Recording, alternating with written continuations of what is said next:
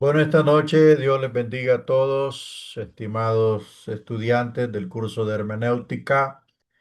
Hoy vamos a continuar la segunda parte del estudio de los contextos. Es muy importante tener en cuenta los contextos que estamos aprendiendo, pero antes vamos a hacer una oración, ¿verdad? Hacer una oración para que quede esto en las manos del Señor.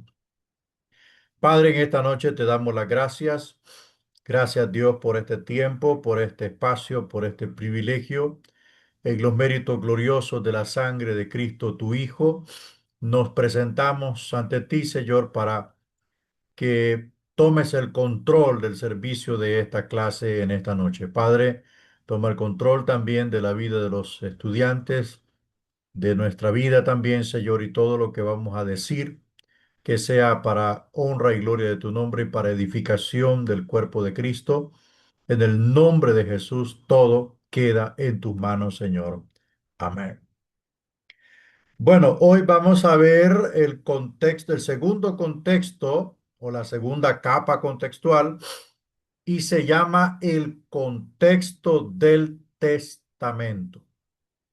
El contexto del testamento, ¿verdad? Para esto se requiere estudie los pasajes como parte del testamento al que pertenecen. Inciso A, el significado o la importancia del contexto del Antiguo Testamento. En este caso, si usted va a hacer una interpretación o va a aplicar un estudio de los contextos a un pasaje de la Biblia, que está centralizado en el Antiguo Testamento, entonces va a tomar las siguientes consideraciones.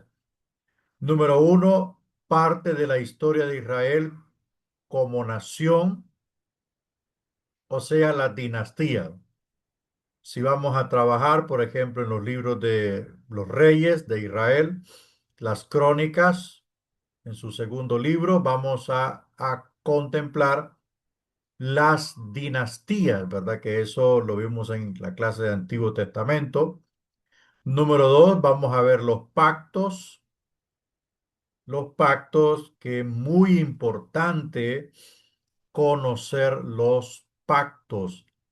Entre ellos tenemos el pacto abrámico, el pacto mosaico, el pacto davídico, el pacto palestino, el nuevo pacto, ¿verdad? También está dentro del paquete de los dentro del total de los pactos está el pacto adánico, el pacto noénico, ¿verdad? Para agregarlos, ¿verdad? Va. Número tres, anticipación profética y tipológica. Bueno, ¿qué nos dice la profecía? ¿Qué nos dice la tipología? Recuerde que, bueno, no recuerde, esto lo vamos a ir viendo en el curso de escatología bíblica. ah, una de las formas de interpretar la profecía es a través o mediante los tipos. Hay tipología personal, hay tipología de eventos, hay tipología inmobiliaria, ¿verdad? Todas estas formas de tipología anuncian un evento que ocurrirá en el futuro. Entonces, por eso hablamos de la anticipación profética y tipológica que nos dice la profecía o aquel aspecto profético que se encuentra en el pasaje bíblico que estamos estudiando. Y eso lo consideramos como una luz importante para comprender la dimensión del texto, ¿verdad? Número cuatro, lo que es la literatura del Antiguo Testamento, todo lo concerniente, lo, todo aquello que pueda brindar información de apoyo para el pasaje que estamos interpretando o considerando, ¿verdad? Considerando el contexto de este versículo o pasaje. El número 5, paralelos en el Antiguo Testamento. Bueno, estos libros que hablamos acá, las crónicas, los reyes y Samuel, sí tienen paralelos, ¿verdad? Yo he tenido la oportunidad de ver algunos paralelos, incluso se repiten exactamente las mismas palabras. Entonces es posible que uno de los escritores se apoyó en un párrafo de estos libros para poder construir su argumento, ¿verdad? Entonces por eso encontramos algunos paralelos. Entonces, ¿qué es lo que sucede con los paralelos? Bueno, los paralelos nos dan mayor información del pasaje bíblico que estamos interpretando o que queremos descubrir a profundidad su verdadero significado.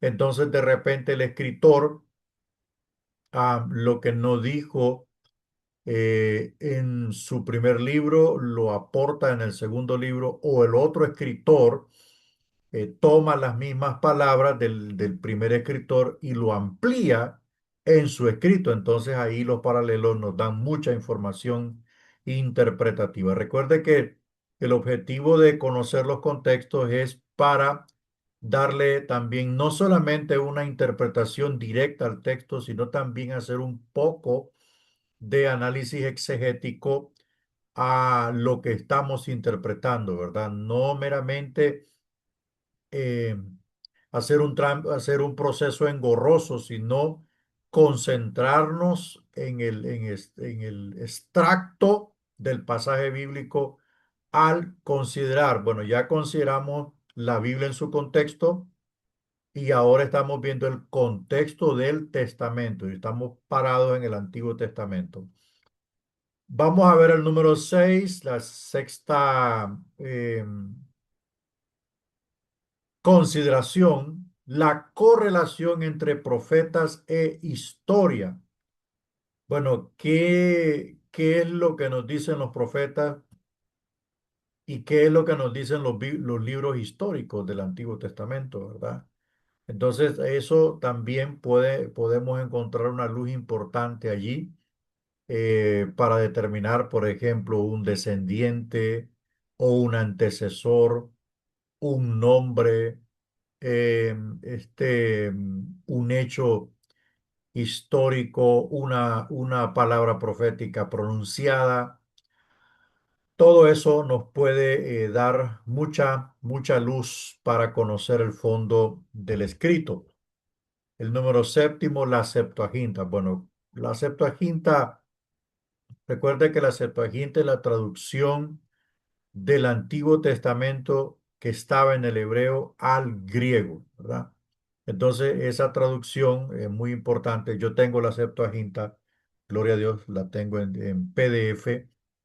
Y esa es la Biblia, por decir así, o los escritos que utilizó el apóstol Pablo para la predicación de la palabra en aquellos tiempos, ¿verdad? O sea, ellos utilizaron esta traducción para la predicación del evangelio o para corroborar, corroborar las profecías que hablaban acerca del Señor o específicamente el mensaje a los gentiles. Bueno, el octavo, idiomas en hebreo y arameo, si usted pues tiene herramientas como diccionarios bíblicos y todo eso que puedan aportar algunos significados de vocablos, de verbos, de algunas preposiciones, conjunciones, sustantivos, adjetivos, etcétera, etcétera, que dan o que encierran, ¿verdad? Ese significado preciso para poder ejercer una interpretación eficaz del texto. A veces, hermano, un pequeño vocablo o un verbo puede cambiar toda la interpretación del texto. Por ejemplo, hay un texto en donde muchos cristianos fracasan, ¿verdad? Por ejemplo, y dice el texto, y Caín conoció a su mujer. Entonces mucha gente dice que ¿dónde conoció Caín a su mujer si no habían más mujeres? y se enredan en un montón de cosas que ignoran, mas no saben de que la palabra conocer es un verbo y ahí no estaba hablando de conocer a primera vista, sino una experiencia pues íntima, ¿verdad? Como toda pareja tiene normalmente. Entonces a eso se refería. Y por supuesto, esa palabra, el desconocer el significado de esa palabra, podemos darle una interpretación errónea al texto. Vamos al inciso B, también hablando del siguiente testamento, el significado o la importancia del contexto. Esto es en el Nuevo Testamento. Primero, lo que se va a considerar el Imperio Romano. ¿Por qué? Pues porque era el imperio dominante, era la potencia mundial en el tiempo del Nuevo Testamento. Usted ve, por ejemplo, la realización de los eventos históricos que están enmarcados en los evangelios. Está el Imperio Romano como potencia dominante, ¿verdad? Que controlaba muchísimos países y muchísima extensión de tierra. Número dos, la vida de Cristo, ¿verdad? Dentro de lo que es el contexto del Nuevo Testamento, la vida de Cristo es el pilar fundamental de todo lo que constituye el Nuevo Testamento. Número tres, el nuevo pacto que se sella con la sangre gloriosa de Cristo Jesús, su muerte y su postrer resurrección, ¿verdad? Que hasta este momento estamos en el nuevo pacto, ¿verdad? En el nuevo pacto. Número cuatro, pues el cumplimiento de una profecía. Aquí aparece después de una pleca el antitipo. Pues, ¿qué es el antitipo? El antitipo es el cumplimiento del tipo. En una palabra más sencilla, el tipo es el molde, ¿verdad? Por decir así, tenemos el molde de un pan y lo que se le echa dentro de ese molde, la harina preparada y todo, la masita preparada para hornear el pan, es el antitipo. El antitipo es el cumplimiento del tipo. Lo que el tipo anunció, por ejemplo, un ejemplo de tipo, cuando Moisés levanta la serpiente en el desierto, es un mensaje tipológico, un anuncio tipológico de que el Mesías sería alzado en alto para la salvación de muchos. Entonces, eso mismo Jesús lo afirma en el Evangelio según Juan capítulo 3 versos creo que 12 en adelante. Entonces, ese cumplimiento de Cristo en la cruz del Calvario es el antitipo del tipo anunciado en el Antiguo Testamento por mano de Moisés.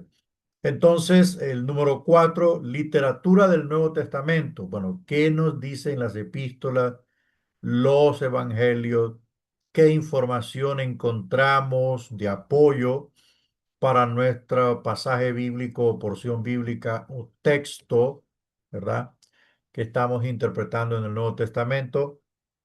Número 6, historia de la iglesia. ¿Cuál ha sido el desarrollo histórico de la iglesia, especialmente la iglesia del primer siglo? Empezó como una iglesia eminentemente judía. Luego del año 100 para acá, ¿verdad? En adelante ya no era meramente judía, sino que era mayormente gentil, aunque su liderazgo era judío. Entonces, ¿cuál fue el desarrollo? ¿Cuál ha sido el desarrollo histórico de la iglesia? ¿Qué pasó en el año 200? ¿Qué pasó en el año 300? ¿Qué pasó con los concilios que se celebraron a través de los siglos, los concilios eclesiásticos? Todo eso es importante conocerlo, ¿verdad? El número séptimo, paralelos entre evangelios, considerar con atención algunos párrafos bíblicos que son paralelos entre los evangelios para una mayor profundización del texto. Número 8, ¿cuál es la correlación entre epístolas y hechos? ¿Verdad? Recordemos que la correlación entre epístolas y hechos es que el libro de Hechos es el puente teológico entre los evangelios y las epístolas, ¿verdad? ¿Por qué? Pues porque toda la argumentación que fue construida por parte de Lucas prepara al auditorio, prepara a las personas para encontrar respuesta y ver el desarrollo, ¿verdad? No solamente la respuesta, sino ver el desarrollo de la iglesia y ver también la evolución y surgimiento y evolución de algunas doctrinas que se encuentran en las epístolas, ¿verdad? Entonces, esa es la correlación que existe entre epístola y hechos. Y número 9, el idioma griego, que es el idioma considerar, ¿verdad? Como el idioma en que se escribió el 95 o 98% del Nuevo Testamento, salvo algunos libros que se escribieron en hebreo o en arameo. Vamos avanzando. Ahora vamos a ver bueno, ya vimos el contexto del testamento, ¿no? Sus consideraciones. Ahora vamos a ver el contexto del autor. Bueno, cuando entramos al contexto del autor, es entender el estilo y lenguaje del escritor. Inciso A, cómo este libro se relaciona a otros libros escritos por el mismo autor. O sea, ¿cuál es la relación que existe, verdad, entre el libro que estamos estudiando con otros escritos desarrollados por el mismo escritor? Recuerda que el autor de la Biblia es el Espíritu Santo de Dios. Entonces nosotros vamos a considerar, ¿verdad? Que, por ejemplo, hay un texto en la Biblia, en el libro de Juan, que dice que todo lo que pidiremos al Padre orando en su nombre, Él lo hará. Todo lo que pidiéremos, mire, todo lo que el Señor lo dice en el libro de Juan, y todo lo que pidieres al Padre orando en mi nombre, Él lo hará. Pero ese mismo escritor en la primera carta de Juan dice, y sabemos que todo lo que pidamos a Dios, si es su voluntad, Él lo hará. Entonces ahí vemos que al principio no era un cheque en blanco, ¿verdad? Que podíamos pedir todo lo que se nos antojara, sino que en la carta de primera de Juan, el mismo escritor aclara y dice, si es su voluntad. Entonces, ahí vemos que la Biblia se explica sola y que también es un argumento paralelo para poder aclarar aquellas cosas puntuales que están en la Biblia y que ameritan una interpretación apropiada. Vamos al inciso B. Puesto que existe ciertamente vocabulario común y temas compartidos por los escritores, también habrá mucho que es diferente. Por ejemplo, en el Nuevo Testamento, algunos escritores usan terminología y metáforas para describir la salvación y otras doctrinas que se diferencian unas de otras tendrán estilos diferentes de escritura.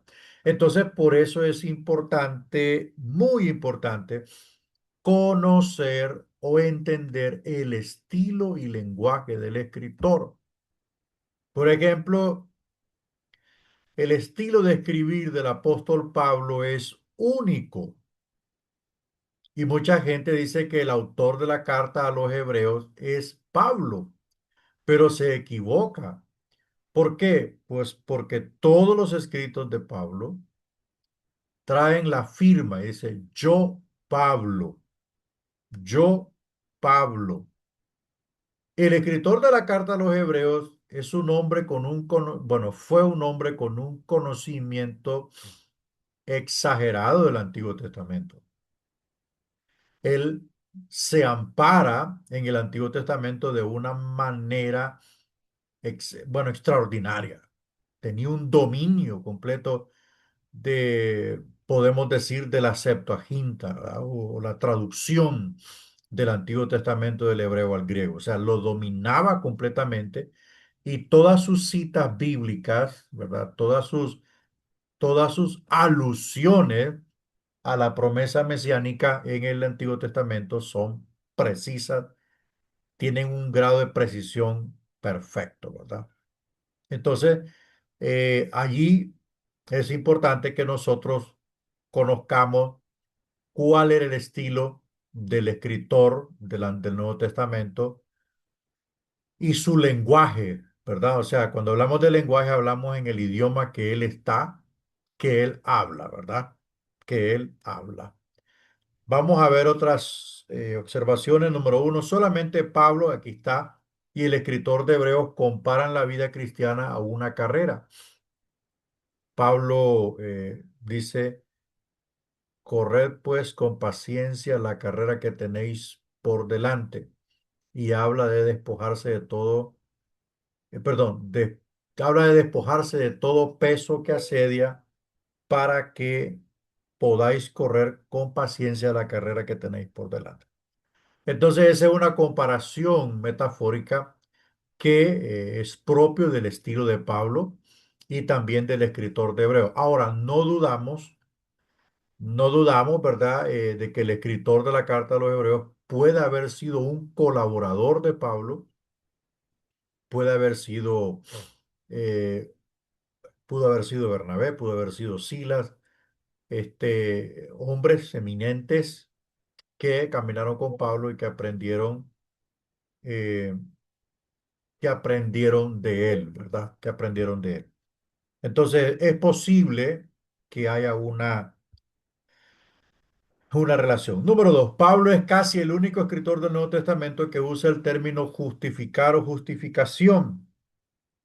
¿Por qué? Pues porque él conocía perfectamente la ley romana en las cuestiones, en este tipo de cuestiones, podemos decir delito penal, ¿verdad? Él conocía muy bien la ley romana en este aspecto y este conocimiento lo aplica al enfoque acerca de cómo Dios ejerce la salvación en el creyente.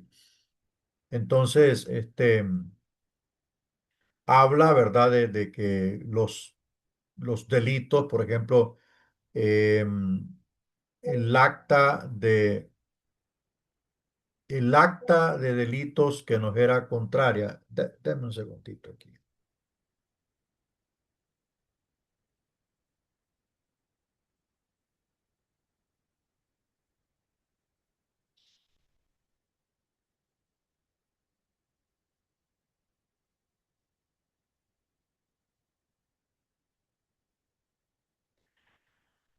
Bueno, Pablo dice el acta de los delitos que nos era contraria, ¿verdad?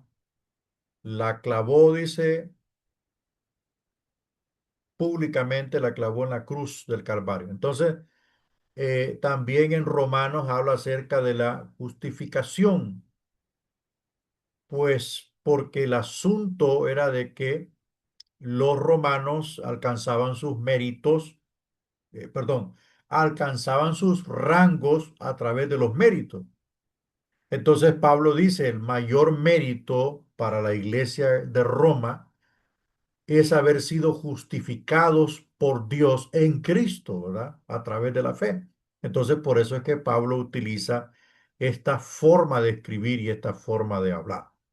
Inciso C, los paralelos entre libros del mismo autor deberían compararse. Bueno, si usted es un estudiante minucioso y usted encuentra los paralelos eh, del mismo escritor en varios libros, excelente. Usted se va a dar cuenta de cosas increíbles, ¿verdad?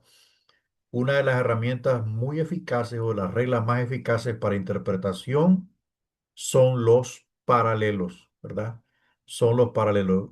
Bueno, creo que Google tiene todas esas herramientas. Ahora esos portales de internet son más. Hay bastante Biblia, hay mucha Biblia, ¿verdad? O también Gemini los tiene. Yo consulto mucho Gemini y corroboro la información que me da y es una información muy, muy segura, muy bíblica, ¿verdad? Bueno, vamos a ver ahora el contexto literario. Es el estudio del significado del tipo de literatura.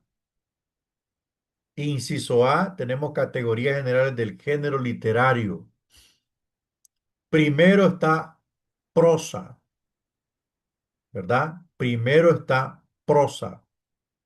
Inciso A, la narrativa.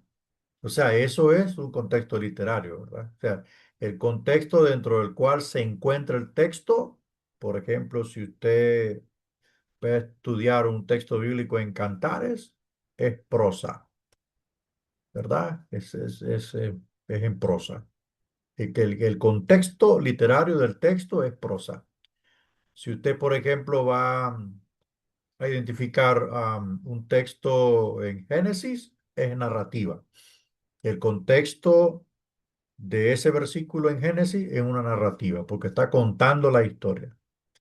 El inciso B, por ejemplo, la historia, ¿dónde podemos encontrar la historia? El libro de Jueces, libro de Ruth, ¿verdad? Encontramos historia. Por ejemplo, si estamos investigando por qué Ruth se casó eh, con Booz, encontramos historia. Su contexto literario es historia, ¿verdad? Ese es el género literario en que nosotros estamos, es historia. Y por supuesto, ley. ¿Dónde está la ley? Pues la ley está en Deuteronomio, Levítico y Números, ¿verdad? Ahí está precisa la ley. Inciso E, narrativa histórica del Antiguo y el Nuevo Testamento. Pues todos los libros que hablan de historia del Antiguo Testamento y todos los libros que desarrollan una narrativa. Por ejemplo, los evangelios, ¿verdad? Los evangelios desarrollan una narrativa. Ahora veamos el número dos, la profecía, oráculos de salvación, ¿verdad? Aquellos textos que profetizan la salvación. Por ejemplo, en Isaías, ¿verdad? Isaías 11, 1 en adelante, ¿verdad? Dice, y brotará del tronco de Isaí, del tronco de Isaí, de sus raíces brotará un vástago, ¿verdad? Está hablando, el oráculo es un anuncio, ¿verdad? Está anunciando el surgimiento del Mesías eh, de Isaí. ¿Y quién es Isaí? Isaí es el padre de David y el descendiente de David es Jesús, ¿verdad? En la tribu de Judá. Bueno, tenemos también anuncios de juicio, literatura apocalíptica. Número tres, tenemos poesía, los salmos, ¿verdad? Hay lamento, alabanza, proverbios y sabiduría no proverbial. Ok, eso fue el contexto literario, ¿verdad? O sea, el contexto literario, todo lo que vimos aquí, por ejemplo, vimos prosa, por decir así, uno de los tres pilares que encontramos en la Biblia. Tenemos profecía, tenemos poesía, ¿ok?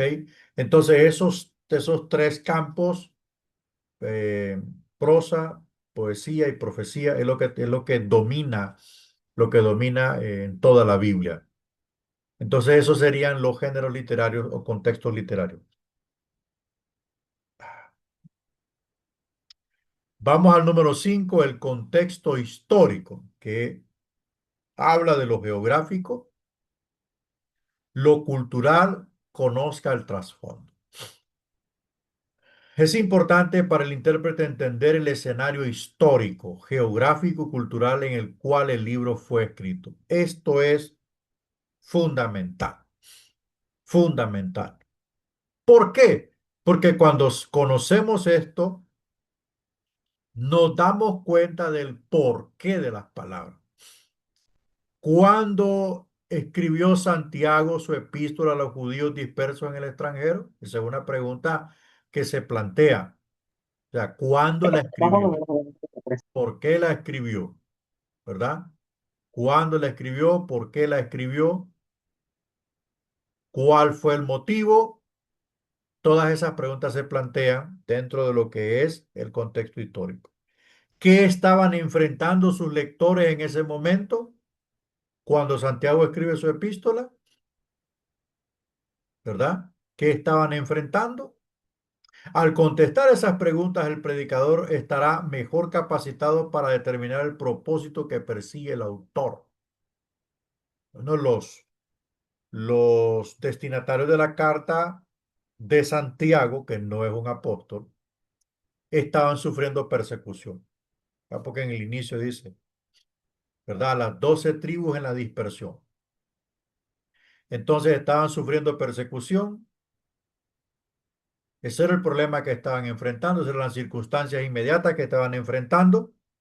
Nos damos cuenta entonces que el propósito de este escritor era que ellos prevalecieran en la decisión que habían tomado de ser judíos convertidos a Cristo y que las enseñanzas del Evangelio las llevaran a la práctica.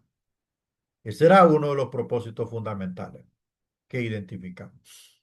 El sentido histórico es el que se demanda para una consideración cuidadosa del tiempo y las circunstancias en las que el autor escribió. No, recuerde esto, no podemos interpretar la Biblia sin la historia. No podemos. ¿Por qué? Pues porque la historia está hilvanada, los hechos históricos están hilvanados dentro del argumento del escritor, ¿verdad? Ahí están hilvanadas. Un hecho histórico sucedido en el libro de Hechos, el emperador Claudio levantó una gran persecución contra la iglesia. Ese es un suceso histórico que está dentro del argumento del texto. Entonces, interpretar la Biblia sin considerar esto, no podemos decir que los cristianos salieron expulsados a otras naciones o a otras tierras por hobby. No, no podemos interpretar aislados de ese suceso histórico. Tenemos que decir qué fue lo que ocasionó el que estos cristianos o discípulos salieran por el mundo y donde iban testificaban a Cristo. Entonces ahí estamos interpretando a la luz de los sucesos históricos. Y por supuesto, esto nos lleva a una interpretación correcta.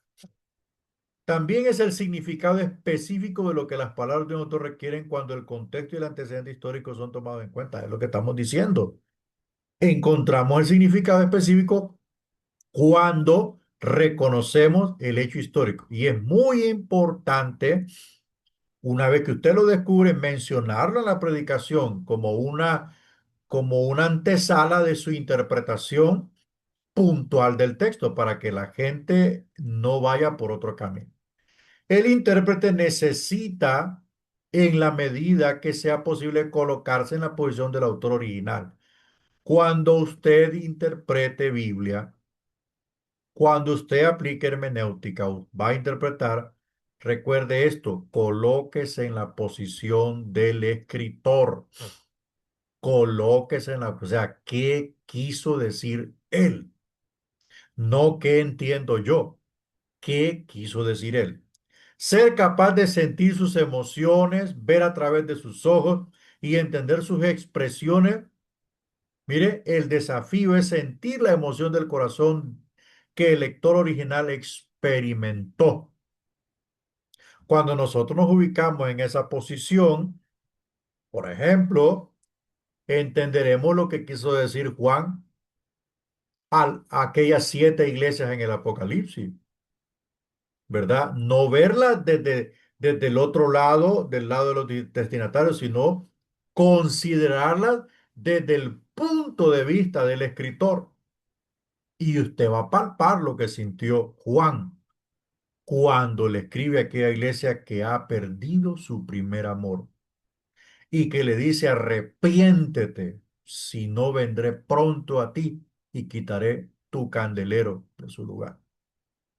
Entonces, cuando nosotros contemplamos todas las cuestiones históricas, culturales, qué estaba ocurriendo, dónde estaba, etcétera, etcétera, hermano, usted va a interpretar correctamente la Biblia. Vamos a ver el inciso A, estudio del trasfondo del libro. El expositor debe comenzar por leer un comentario breve y general que le proporcione la información del trasfondo necesario del libro. Esto ayudará al predicador a familiarizarse con el autor del libro, a quienes se dirige, el tema o propósito del libro, la fecha en que fue escrito y otro material referente al antecedente que sea importante. O sea, conocer el trasfondo del libro es conocer todo su esquema, ¿verdad? Todo su esquema, el tema, el propósito, quién lo escribe, a quién lo envía, cuándo lo escribe, qué es lo que contiene, si tiene énfasis doctrinario, si tiene algún aporte teológico al cuerpo teológico de la doctrina cristiana. Todo eso es importante, conocer el trasfondo del libro. Y eso obviamente nos ayudará a comprender el pasaje que estamos interpretando o estamos pues desglosando, ¿verdad? Número uno, utilizar fuentes. Primero, comentarios. Comentarios bíblicos, comentarios contextuales, comentarios exegéticos. Bueno, los comentarios exegéticos son pues, exactamente para hacer exégesis. Comentarios bíblicos, teológicos. Hay muchísima variedad de comentarios. Dos, introducciones del Antiguo y Nuevo Testamento. Estos interactúan más ampliamente que los comentarios. Bueno, sí, las introducciones es, hermano, la introducción es fundamental porque la introducción da un trasfondo bien generalizado y bien amplio. O sea, hace un resumen de todo lo que contiene el libro, qué lo produjo, ¿verdad? ¿Qué cosas sucedieron en el tiempo del escrito del libro? Las introducciones. El número tres, diccionarios de la Biblia. Los diccionarios definen, como decíamos al inicio, definen significado, ¿verdad? Definen significado. Cuatro, enciclopedias bíblicas contienen artículos sobre libros de la Biblia, autores, temas, tópicos y demás temas de fondo, perdón. Entonces, bueno, las enciclopedias son más, esto es más completo, ¿verdad? Porque un artículo de un libro de la Biblia es como puede ser un apartado de una, dos o tres hojas en donde amplía, ¿verdad? Donde amplía, por ejemplo, un artículo se puede basar en una doctrina, en un aspecto importante del libro, entonces eso le ayuda a profundizar, ¿ok? Le ayuda. Y los tópicos son aquellas líneas que resaltan en el libro, ¿verdad? Aquellas líneas importantes que resaltan en el libro. Esos son tópicos. Número 5, considera otra fuente como las obras arqueológicas. Hay tablas de arcilla, ciudades, altares, etcétera, que se han descubierto y que han dado a luz a un pasaje. Entonces, eh, el que tiene acceso a esto, pues gloria a Dios, y el que tiene tiempo y el que puede, pues excelente, ¿verdad? Pero normalmente a veces nos agarramos de comentarios, nos agarramos de diccionarios y pues el que tenga la capacidad de tener una enciclopedia bíblica o un software como Logos, ¿verdad? Que Logos es casi infinito. Vamos al número 6, el contexto del libro. Contexto del libro. Aquí se da atención al propósito. Miren, aquí analizamos el propósito. el tema, contenido y desarrollo del libro. Usted ve el pasaje como parte de un bosquejo general que contribuye a un propósito general. Inciso A tiene que determinar cómo un pasaje dado encaja dentro del libro entero. La otra vez creo que les explicaba que para poder encontrar que el texto fluya con toda la dinámica del libro, habría que leer todo el libro. Habría que leerlo, ¿verdad? Y obviamente para esto debe de tomar un libro corto, ¿verdad? No un libro grande como Ezequiel, ¿verdad? Un libro inmenso. Entonces tiene que ser un libro corto para poder, digamos, dar el primer paso en este aspecto de lo que es la aplicación de los contextos. Y para esto, ver estas preguntas. ¿Cuál es el mensaje principal del libro? Dos, ¿cuáles son sus temas principales? Si tiene dos temas, un tema, tres temas. Tres, ¿cómo los versículos investigados adicionalmente desarrollan el propósito o temas del escritor? ¿Verdad? O sea, ya este es un trabajo bien minucioso, ¿verdad? Este es un trabajo importante como para aplicar un ensayo exegético, como para dar una conferencia exegética, ¿verdad? Eso es una herramienta importante que usted la va desarrollando, por supuesto. Estas preguntas ayudan al expositor a discernir el propósito pretendido por el autor en una sección dada. No meramente decir, bueno, el tema y el propósito era este, que los cristianos que fueron a la dispersión o a la diáspora aplicaran los principios que enuncian las enseñanzas de Cristo a la vida cristiana. No solamente es eso, sino que hay que hacer un desarrollo como el que está aquí, determinar cómo un pasaje encaja dentro del libro entero, ¿verdad? ¿Cómo encaja? ¿Cuál es el mensaje principal del libro? Relacionamos ese mensaje principal con el texto que estamos estudiando. Entonces, esto es prácticamente un trabajo bien desarrollado para poder dar una explicación coherente del texto. Vamos a entendiendo el contexto del libro, inciso B, entender el tema del libro, pero ¿cómo entiendo yo el tema del libro? ¿Cómo lo entiendo yo? Pues leyendo el libro. Dice aquí, inciso C, estudie el bosquejo del libro. ¿Cuál es el bosquejo? Es la estructura, ¿verdad? Es todo lo que aparece, por ejemplo, en las Biblias de estudio. Aparece el bosquejo, aparece el tema, aparece inciso A, las ideas principales, y ahí vienen unas subdivisiones, y ahí viene otro inciso, otra idea principal, y ahí se va desmenuzando el texto, ¿verdad? Eh, todo lo que es la estructura, el bosquejo, eso se llama bosquejo. Esa palabra vaya aprendiéndola porque eso lo vamos a manejar en homilética. Inciso D, ahí está, lea el libro, lea el libro. Usted quiere entender, si usted quiere entender, por ejemplo, Colosenses 1:15, tiene que leer toda la carta a Colosenses. Tiene que leer toda la carta a Colosenses. Y no solo una vez, tiene que leerla por lo menos una vez diaria, durante una semana.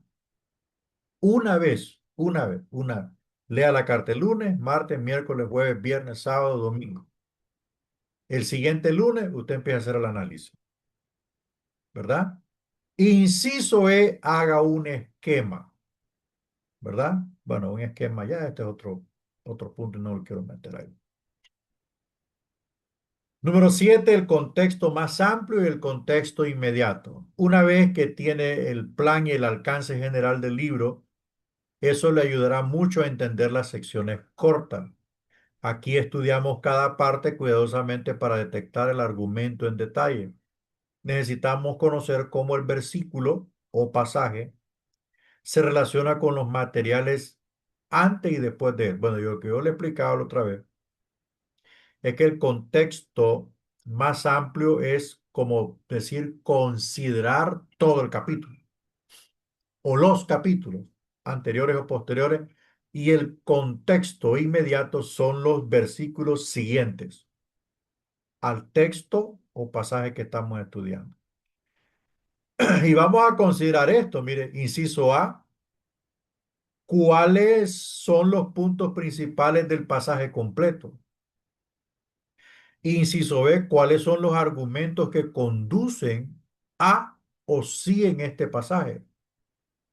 Inciso C, ¿cómo encaja el pasaje en el tema general del libro? ¿Por qué encaja? ¿Qué es lo que quiere decir este texto en relación al tema general del libro?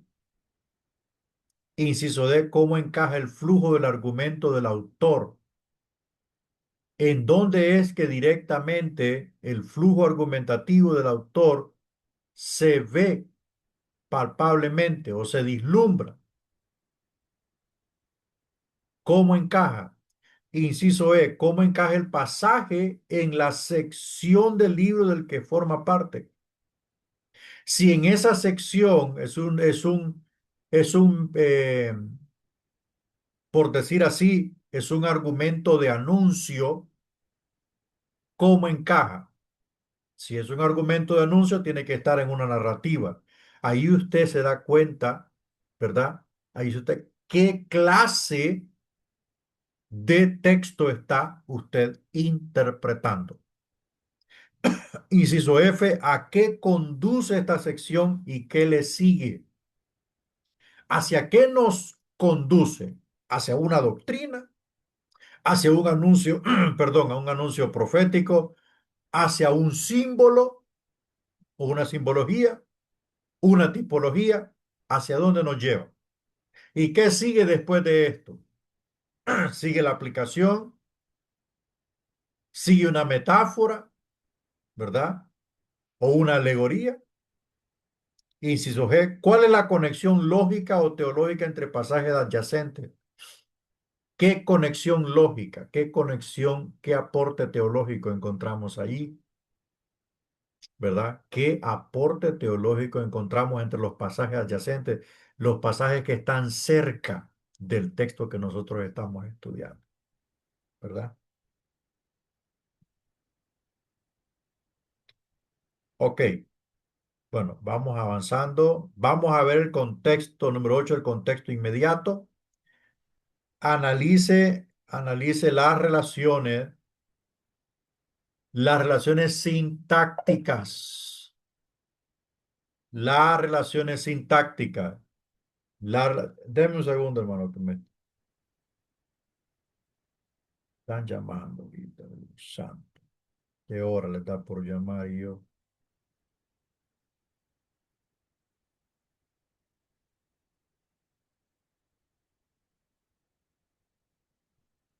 Dame un segundo.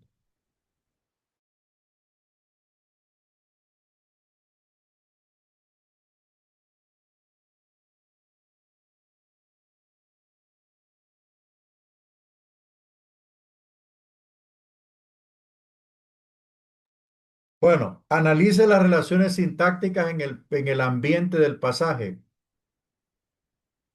Cuando vamos a hacer este tipo de trabajo, siempre es importante tener un diccionario para ver qué significado existe de las palabras importantes y qué relación hay entre ellas.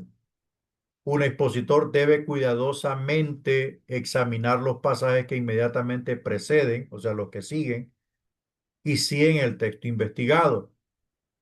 El hacer esto permite al predicador, hermanos, entender cómo el texto encaja en el flujo de pensamiento del autor. Así él querrá contestar preguntas tales como ¿cómo este pasaje se conecta con la que inmediatamente precede? ¿Cómo este texto explica o detalla adicionalmente el argumento o propósito del escritor mientras es desarrollado en los versículos y capítulos circundantes?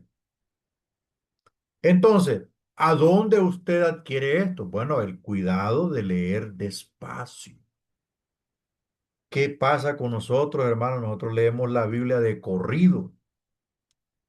Cuando leemos despacio y volvemos a leer, nos vamos a dar cuenta que el contexto inmediato nos podría estar explicando el versículo que nosotros queremos interpretar, ¿verdad? Y ahí nos vamos a dar cuenta de la línea de pensamiento del autor. Ahí nos damos, aquí nos damos cuenta qué es lo que el autor está sosteniendo. Porque esa línea de pensamiento o flujo de pensamiento, que es lo mismo, eso es lo que está dominando el escritor sagrado desde la salutación hasta el final. Eso es lo que está sosteniendo en todo el argumento, ¿verdad? Entonces el contexto inmediato nos ayuda a dar esos pasos. Pues contexto inmediato, lo que sigue, ¿verdad? Son los versículos que siguen inmediatamente a un versículo. El contexto inmediato es crucial para interpretar cualquier pasaje correctamente. Vamos al último, décima capa contextual. El contexto gramatical. Permite que las características gramaticales importantes hablen. Permite que las características gramaticales importantes hablen. Una característica gramatical, la importancia de conocer los verbos. Eso es importante, ¿verdad? Ellos desenmadejan todo lo que está entramado en el texto. Habiendo investigado el escenario histórico que ocurrió y el contexto bíblico, el exégeta escudriña en los detalles del pasaje bajo estudio. El propósito de estos detalles no es simplemente el obtener datos, sino más bien asegurar el significado correcto del todo al examinar las partes. Bueno, este pequeño evaluación incluye traducir el texto, o lo obviamos, hacer observaciones sobre el texto, identificar, identificar los elementos gramaticales sintácticos claves dentro del texto. Vamos al contexto léxico. Hermanos, me están bombardeando unos pastores aquí, los pastor presidente. El contexto léxico, el principio y el estudio de la palabra, determina el significado de las palabras en todos los demás contextos.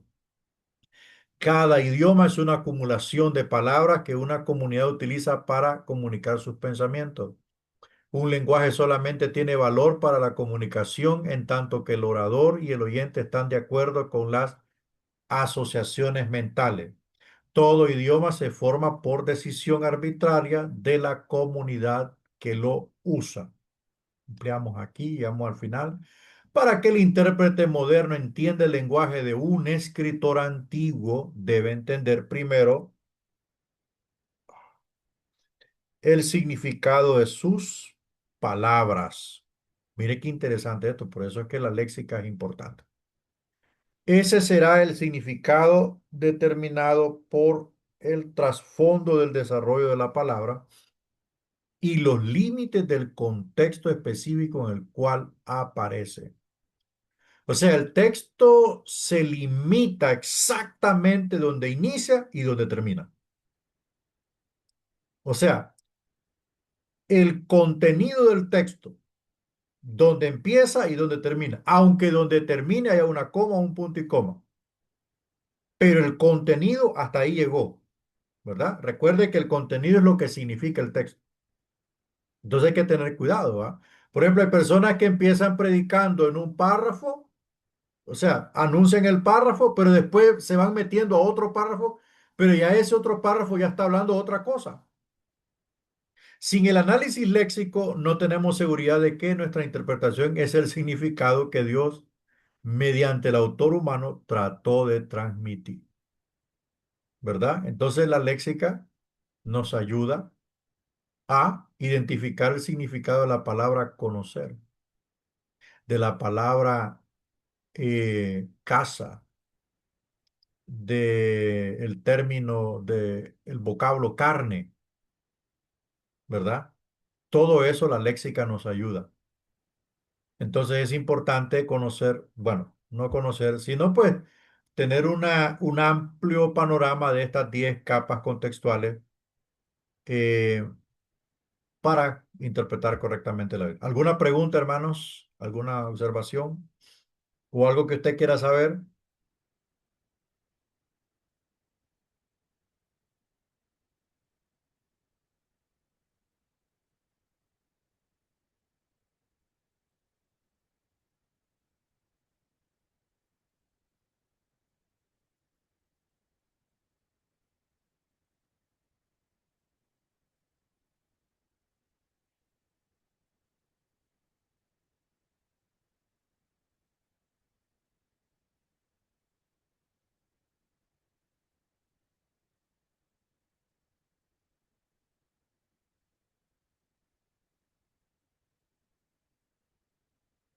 Ok, entonces, hermanos, el miércoles ya vamos a entrar a otra clase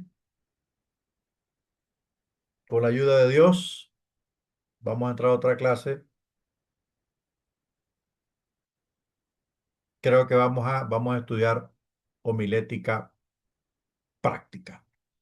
Entonces, Dios les bendiga, amados hermanos. Nos vemos el miércoles, ¿verdad? Mañana vamos a subir la clase.